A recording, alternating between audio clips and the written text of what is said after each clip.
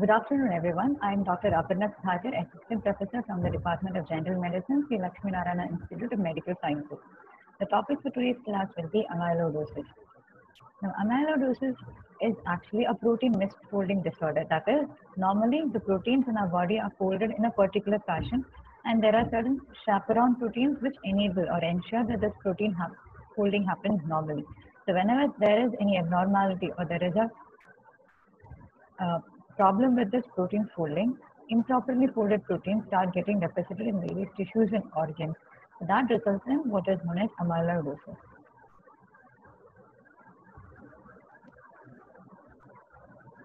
Now, after protein folding, what happens is a three-dimensional structure with a proper configuration or with a proper structure is required for the protein to be biologically functional. Now, this normally happens within the endoplasmic reticulum, and there are certain proteins known as chaperone proteins that aid or enable or ensure that the correct folding of proteins occur in vivo. So whenever this mechanism or this machinery has a fault in it, misfolded proteins are formed which get deposited, either unfolded or partially folded proteins. They get deposited in various tissues and organs, resulting in organ damage and dysfunction.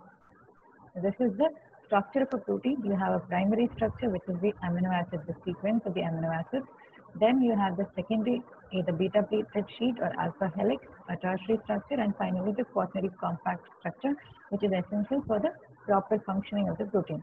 Now, whenever this protein folding becomes amiss, then you develop amyloidosis.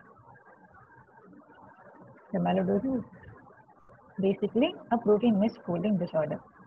Now, chaperones are those proteins which are primarily concerned with ensuring that this protein misfolding doesn't occur. So, chaperone, the term chaperone means the chaperone is a person who accompanies or looks after another person or a group of people. So, basically, these chaperone proteins ensure or enable protein folding occurring smoothly.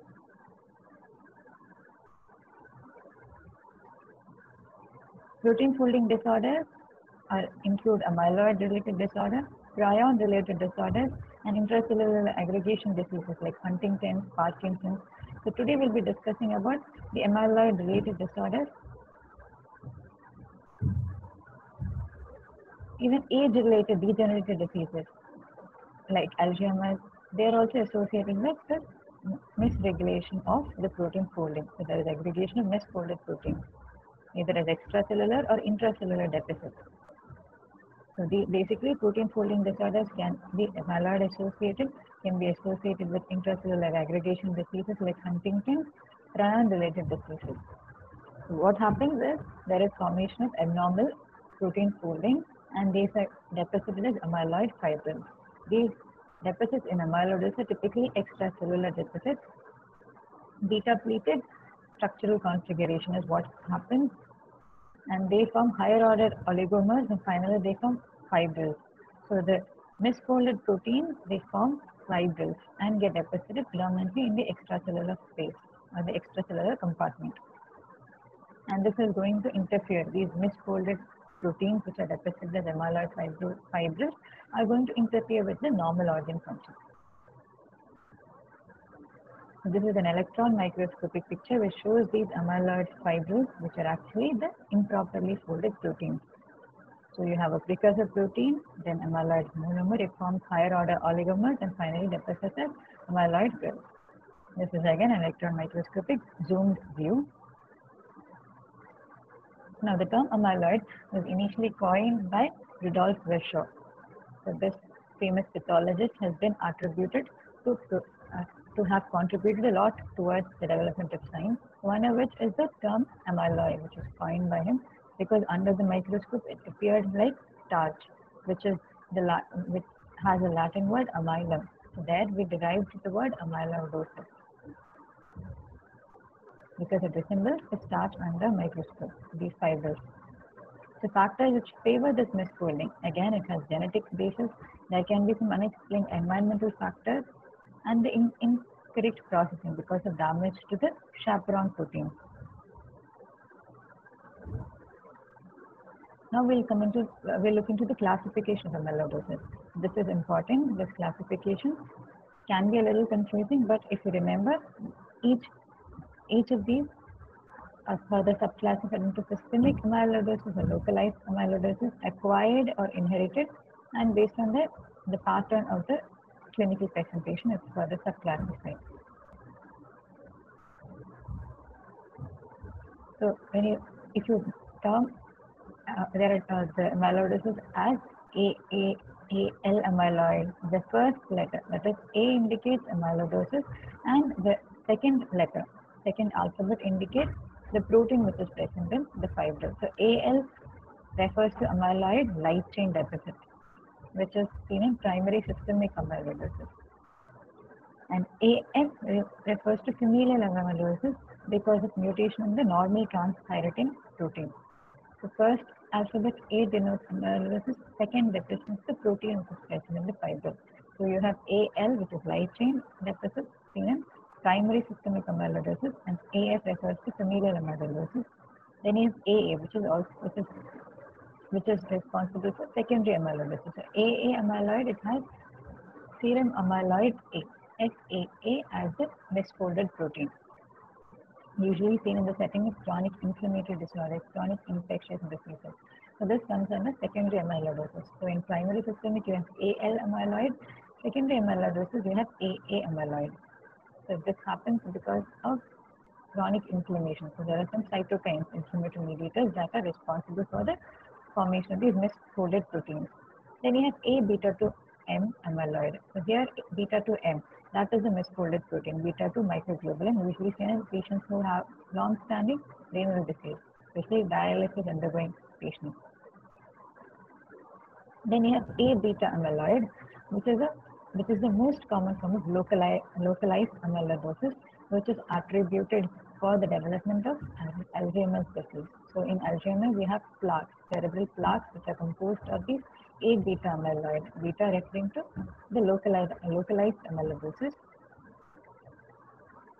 Then amyloid from hormone precursor protein. So people who have, that is from calcitonin, we have ACAL, insulin, procal, which is APRN. So this is the further subclassification. So based on the pattern, clinical pattern, either systemic or localized, whether it is acquired or it is inherited. And when you label amyloidosis, you usually label it as two alphabets. The first one shows the amyloidosis, second represents the protein responsible for it. So you have AA amyloid, which is the primary systemic amyloid. You have AL amyloid, AA amyloid, wherein you have the secondary amyloidosis, A beta 2 microglobulin in long-standing renal diseases, A beta amyloid, which is seen in people with localized amyloidosis. So this is a huge tabular column which describes all of these precursor proteins. So if you see AL is light chain, which is a precursor protein. It can be associated with multiple myeloma. And again, this can have any number of clinical presentation, whereas any number of organs can get affected by this AL amyloidosis. AH is immunoglobulin in the heavy chain. AA is another important thing that you remember. So this is primary system, this is secondary. People who have chronic inflammation, usually renal manifestation is very common.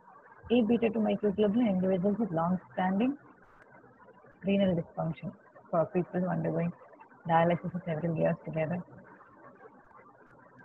Here, the synovial tissue and the bone is typically involved. Then you have ATTR, that is transthyretin.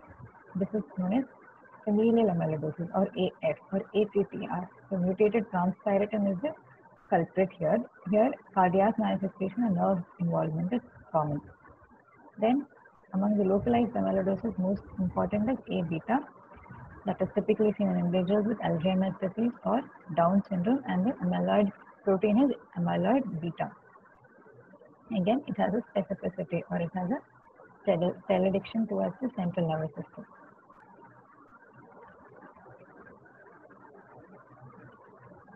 So AL is immunoglobulin light chain associated with multiple myeloma, also known as primary systemic amyloidosis. AA is secondary amyloidosis associated with people having chronic inflammatory states. Serum amyloid A protein. AF is familial amyloidosis in individuals who have mutated transthyretin. It has a telediction towards the heart as well as the nerves. Then you have this is beta 2 microglobulin associated with dialysis patients. So amyloidosis can affect multiple organs. It can result in degenerative diseases like Alzheimer's. Because of the precursor calcitonin, it can cause medullary carcinoma of thyroid. And individuals with AF or medullary transthyretin, they have predilection towards the heart as well as the peripheral nerve. Parkinson's disease can also be explained by this amyloid or abnormally folded protein. So usually, as the age advances, the protein folding machinery becomes a little faulty. That is why all these degenerative diseases are more common among the elderly population. Then you have hemodialysis related amyloidosis, that is A beta 2 microglobulin deposition. Then you have cerebral amyloid angiopathy, etc. Huntington's disease, which is another protein deposition disease. Now, how do you diagnose a patient with amyloidosis? So this is based on the histopathological examination, which shows the amyloid fibrils. Also, genetic testing. The diagnosis includes biopsy of the organ which is involved. So most commonly, the fat, as it is an easily accessible tissue, is biopsied. You can also take gingival biopsy, rectal mucosal biopsy, but most commonly, as it is easily accessible, you take a biopsy of the fat. So after local anesthesia, some fat is aspirated and it is stained after applying it on a glass slab. If it is negative, then you can go in for more invasive biopsies of specific organs like the heart, the lung, the liver, or the gastrointestinal tract. Now, once you look under the microscope, you use a polarized light microscope and you find that there is something known as an apple green birefringence. After staining it with Congo red dye. So remember this, stain the fat sample or stain whichever tissue specimen is obtained with Congo red dye and look it under a light microscopy, a polarized light microscopy, and you will see what is in it, apple green birefringence. Whereas the other proteins, proteins appear white. So this is a picture of how it is aspirated, put on a glass slide, and then stained with Congo red dye. And under the polarized microscopy, you see this apple green birefringence. You cannot see it in a normal light microscope. Polarized light microscope is required. Again, this is after Congo red staining and visualizing under the microscope. You find an apple red kind of a birefringence. You try to remember the specific attribute. Now you can also do gene sequencing. You can use mass spectrometry and you can find out what light chain, what protein is deposited. So based on this mass spectroscopy, you can identify whether it is heavy chain, whether it is beta 2 microglobulin, whether it is serum amyloid A, etc. Then you can do a genetic testing also. So once you have a high clinical suspicion based on the patient's history, based on the familial history, based on the organ involvement and physical examination, then you have to go ahead with the previously described or discussed diagnostic tools. So lab parameters, in individuals who have systemic amyloidosis, usually ESR is elevated. Otherwise, the routine laboratory parameters not going to show any particular specific positive result. Now, if you see in the amyloidosis which is involving the kidneys, then you find that they can have glomerular involvement associated with proteinuria. The patient can come with pre-dilated anasarca. Amyloid cardiomyopathy, patient can have ventricular hypertrophy and diastolic dysfunction.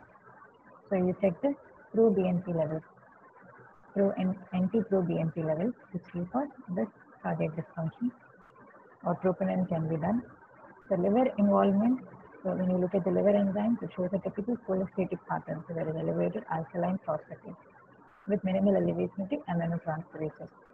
And usually the synthetic function is preserved when there is an isolated liver dysfunction. In individuals with amyloidosis associated with AL or light chain, the endocrine organs can be implicated. So you can do an investigation of the endocrine panel, that is hypothyroidism, hypoadrenalism, or even hypopituitarism can occur. So these are the lab investigations for particular organ involvement. So cardiac dysfunction, you do an echo. Then the liver involvement, you look at cholestatic patterns, renal involvement, glomerular The glomeruli are typically affected to begin as proteinuria with hypoalbuminemia, and so on. The presence of abnormalities in multiple organs should always raise a suspicion of amyloidosis. So there should be always a differential diagnosis when you think of multi-organ dysfunction in a patient, or not multi-organ dysfunction, a disease which has manifestation in various organs. So once you have a clinical suspicion, you will go for a biopsy of the fat most commonly, or a particular invasive procedure for a specific tissue. Once you stain it with Congo red dye and then look under the microscope if it is positive for apple green birefringence, then you think of doing flow cytometry or mass spectrometry to find out what light chain is deposited or what amyloid protein it is. And identify whether there is a myeloma, that is a plasma cell dysplasia in the bone. Identify whether there is any chronic inflammatory disease.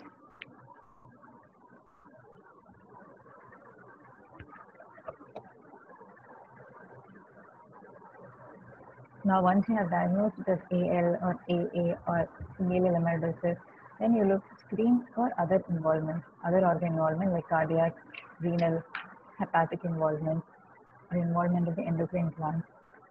And AA amyloidosis, you typically look for renal involvement.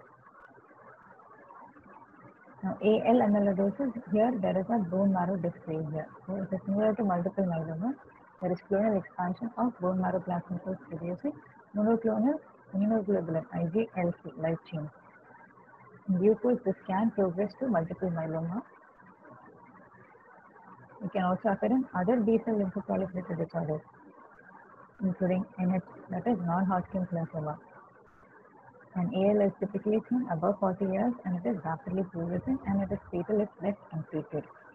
Under histopathological examination, you can find involvement of almost all organs, almost all the organs. Any organ involvement can occur. If we say it is the lambda light chains rather than the kappa light chains, it is the lambda light chains that predominate. So we do not exactly know what is the etiogenesis, etiopathogenesis. There is a proliferation of monoclonal B cells, monoclonal plasma cells producing IgLC light chain. That results in deposition in various organs, any organ. And that is AL amyloidosis. Whereas in AA, we have chronic inflammation, which we'll discuss in the subsequent slides. Now let's look into the clinical features. The most importantly involved organ would be the kidney. 70 to 80% of individuals, they have renal involvement. Other non-specific symptoms like fatigue, weight loss, they are also common. It usually manifests as a nephrotic range of proteinuria associated with hypoalbuminemia. It can be hypercholesterolemia, which is very similar to that of a primary nephrotic syndrome, and hypertriglyceridemia.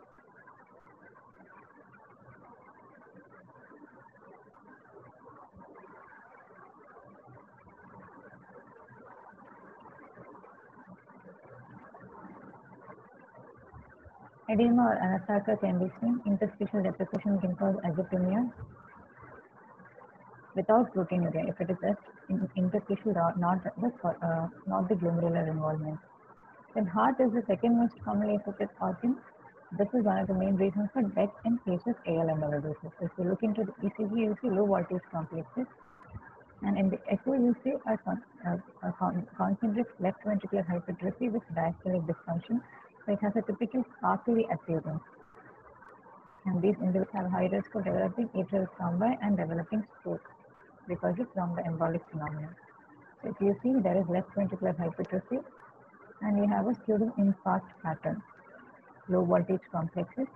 So this is the abnormal amyloid which gets deposited between the normal heart tissue and causing cardiac dysfunction. So this is the typical sparkly appearance that we see in an echocardiogram. This is a thickened myocardium, the left ventricle, the interventricular septum is highly thickened. Amyloid deposit has thickened interventricular septum, whereas a normal individual, the septum will look something like this. This is the interventricular septum between the right and the left ventricle. Clinical features. Next important organ would be the nervous system. Again, it can cause a sensory motor type of neuropathy or just autonomic dysfunction. The patient can have some gastroparesis and other GI motility disturbances. That can be orthostatic hypotension, bladder dysfunction. Macroglossy is another important thing. It's a autonomic sign of AL amyloidosis, seen in only 10%, though, but otherwise it is a pathognomic sign, though not present in almost all individuals. Liver involvement can cause cholestasis. Spleen involvement can cause functional hyposplenism. The E-reversing can occur. Cutaneous ecchymosis can occur around the eyes, that is known as raccoon eye sign. There can be nail dystrophy, alopecia, and arthropathy. So multi-systemic illness or generalized fatigue with any of these clinical syndromes should prompt a workup for amyloidosis.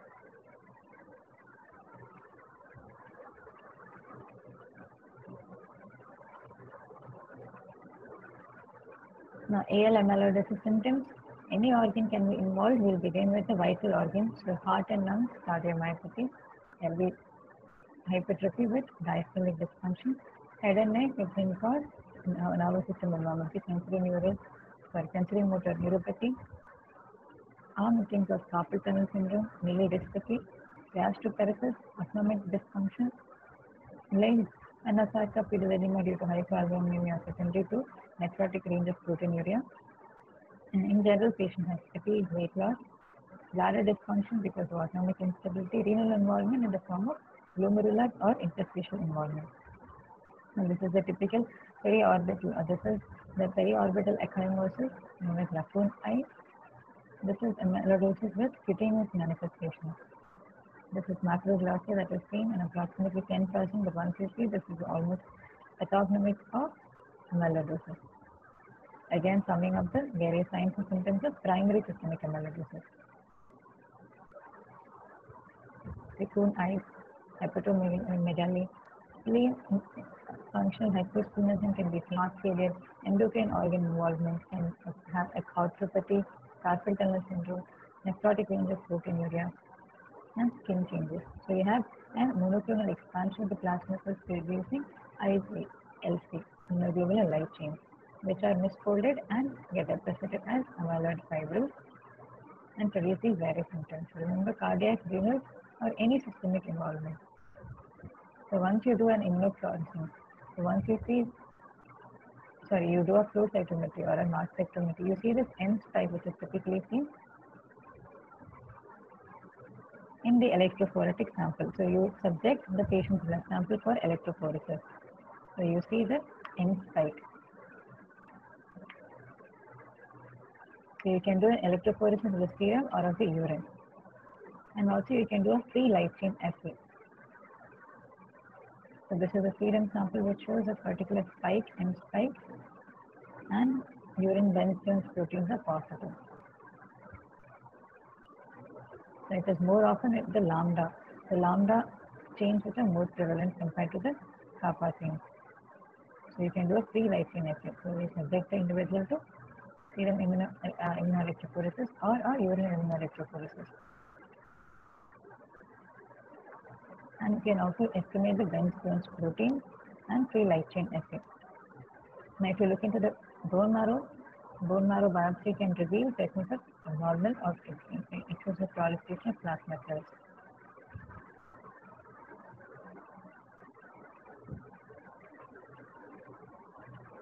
Now, this can be similar to myeloma because of the characteristic features, so that is known as a smoldering myeloma. So, a fluid sequential of the smoldering myeloma.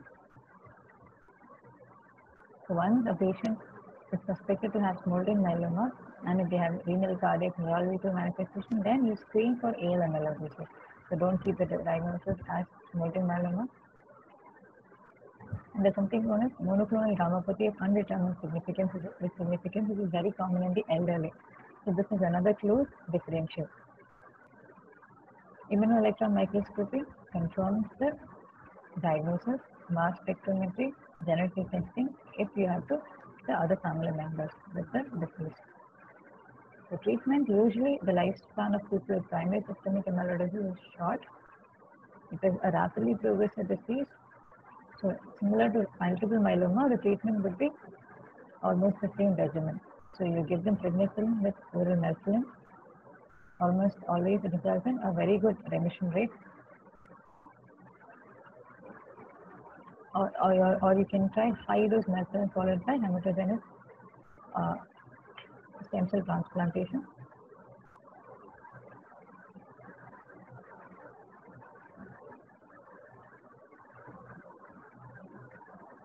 So cardiomyopathy, which is one of the main reasons for death in individuals with AL amyloidosis, usually the lifespan of survival period is very poor. Cardiac transplantation or stem cell transplantation is essential. Once cardiomyopathy develops, it deteriorates very rapidly. And newer therapies like lenalidomide, thalidomide, these are some of the newer anti-plasma cell agents. Pomalidomide. Then you have the protease inhibitor known as bortezomib, which is found to be effective.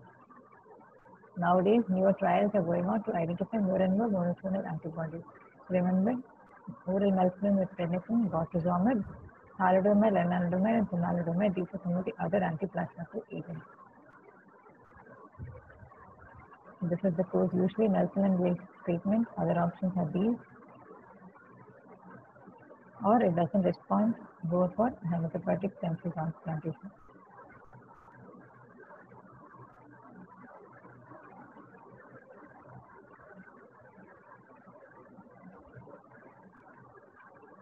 So here, these are some newer monoclonal antibodies that are being studied. So our basic aim should be to target the plasma cells that are proliferating abnormally. So we have protease inhibitors like bortezomib, we have lenalidomide, pomalidomide, thalidomide, and some newer monoclonal antibodies. Supportive care in individuals who develop nephrotic syndrome, ACE inhibitors, diuretics can reduce the edema. So congestive cardiac failure, again, diuretics, detoxin, calcium channel blockers, beta blockers can help. Amiodarone, if the patient develops arrhythmias, patients who have a high chance of developing atrial fibrillation. Atrial ablation can be done, ventricular pacing, anticoagulation. For neuropathy, use of alpha agonists like metodrine can reduce the orthostatic hypotension and other features of autonomic instability. For gastrointestinal dysfunction, no key agents or stool-forming bulk agents can be given. Now, if there is localized AL, that is involving only the local sites like the airway, bladder, skin, or lymph nodes, low-dose radiotherapy can be effective or surgical intervention can be effective. But most often, primary systemic is going to have a widespread systemic involvement with a poorer prognosis. Now, AA amyloidosis it is secondary amyloidosis, usually underlying chronic inflammatory state or infection like tuberculosis is responsible. But it can also be seen without any underlying cause. Now, this is the only type of systemic amyloidosis that occurs in children. So, some of the chronic inflammatory states like rheumatoid arthritis, IBD, chronic infections like tuberculosis, bacterial endocarditis can trigger this AA amyloidosis. This chronic inflammation is going to release interleukin 1/6 as mediators. They are going to cause increased production of serum amyloid A, which is the misfolded protein here. Usually, renal involvement is most important. Renal involvement, then think of splenic hepatic involvement, autonomic neuropathy, cardiomyopathy is usually rare. The precursor protein is serum amyloid A. So similar to nephrotic syndrome, here patients have anasarca, hypertriglyceridemia, hypercholesterolemia with hypoalbuminemia.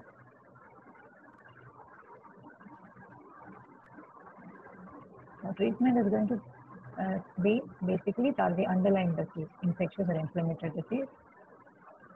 There are certain anti-interleukin or anti-cytokine therapy like tumor necrosis factor antagonists or interleukin 1 antagonists, which are helpful here. So basically, you use immunosuppressive agents targeting interleukin 6, CNS, use of corticosteroids. Now we look into ATTR and AF amyloidosis. Familial amyloidosis is autosomal dominant, usually beginning in midlife. So there are certain belts where there is a higher incidence of these diseases, like certain areas of Portugal, Sweden, Japan. Now, most common form of AF amyloidosis is ATTR mutation, that is mutation of the protein transthyretin, also known as prealbumin. So usually, one of the most common mutation you see is one involving the variant V122I, which is resulting in a late onset cardiac amyloidosis. Now, ATTR wild type that results in senile systemic amyloidosis. Again, here cardiomyopathy is going to be common. Again, clinical features are going to resemble the cardiac manifestations similar to the primary systemic amyloidosis. Here, what you do is trace the family history that can point out to AF amyloidosis as the cause, that is the amyloid type. So it is cardiomyopathy or the nerve involvement in ATTR. Peripheral neuropathy usually small fiber, lower extremity, sensory as well as motor neuropathy. Then it progresses usually to the upper extremities after the lower extremity involvement. Autonomic neuropathy in the form of orthostatic hypotension or diarrhea.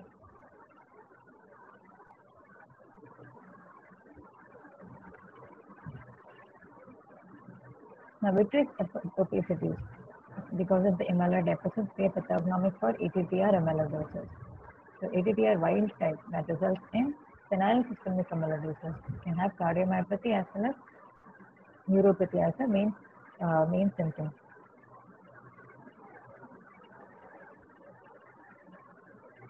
Then you have under AF, you have renal amyloidosis, hepatic amyloidosis, or amyloidosis involving the cranial nerves and cornea. So the diagnosis symptoms are going to be those pertaining to that particular organ dysfunction. You can screen for other plasmacytoid disorders, the DNA testing, that is genetic testing. The treatment will be a little difficult. Liver transplantation if there is hepatic involvement, early peripheral neuropathy can also be cured with liver transplantation.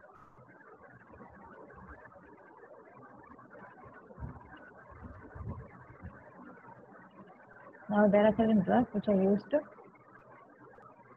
cause stabilization of this TTR tetramer. So, by using small molecules like diflunisal or tafamidis. So, basically, you have a TTR tetramer. So, this TTR tetramer has to be stabilized with drugs like tafamidis, which prevents the formation of TTR monomer, thereby which can later on misfold and become a TTR misfolded monomer and cause the amyloid fiber deficit. So you can use drugs to stabilize this tetramer like diflunisal or tafamidis.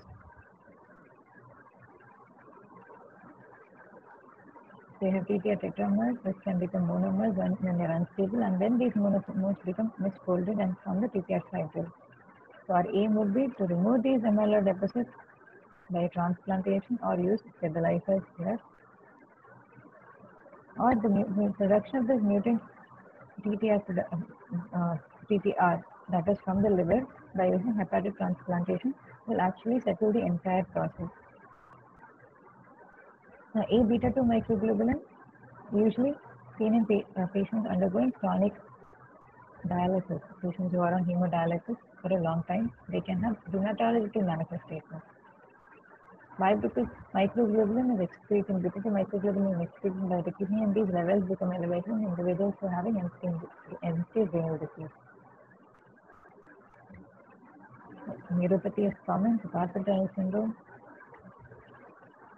common, rheumatological disorders, common, joint effusion, involvement of the gastrointestinal tract can also occur. So remember, carpal tunnel syndrome, joint involvement, soft tissue involvement, and cardiac failure and gastrointestinal bleeding and neurological involvement is slightly rarer.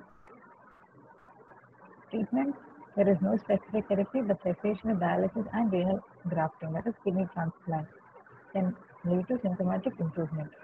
So this is a tabular column which sums up all the amyloidosis. We have AL and AA, which are primary and secondary systemic amyloidosis. AL having light chain, AA having serum amyloid, A as the abnormally folded or misfolded protein. Now, renal involvement, cardiac involvement here is more predominant in AL, whereas cardiac involvement is less common in AA. AA is usually in targeting. So AL is usually seen in individuals who are of middle age, whereas AA is the only systemic amyloidosis that is common in childhood. And survival is worse in AL compared to AA. So you do you look into the renal parameters, whereas cardiac parameters have to be monitored in AL amyloidosis. In ATTR, that is transthyretin will be a wild type as well as mutated type, which causes familial AF amyloidosis. This is ATTR, AATTR. In elderly individuals, when there is a misfolding of transthyretin. Carpal tunnel syndrome. Here you have mutated transthyretin with cardiac manifestations commonly. So in elderly individuals with arrhythmias, this can be one of the causes. You use drugs which stabilize the TTR tetramer. To summarize, any individual who has unexplained multi-organ involvement in the form of nephropathy, cardiomyopathy, neuropathy, then with characteristic clinical features like macroglacia or raccoon eye, you should work up for amyloidosis. The identification will be same with convoluted dye and look under the light microscope, polarized light microscope. Abdominal fat biopsy is one of the most commonly done tests. So chemotherapy, similar to that of other plasmacytoid disorders like multiple myeloma, is supposed to be extremely important and helpful, so it is of utmost importance to diagnose the patient early on and initiate the appropriate therapy as soon as possible. Thank you all for your patient listening. For any queries, kindly contact me at aparna1@gmail.com. I hope you have understood some important points regarding amyloidosis from this class. Thank you all. Have a great day.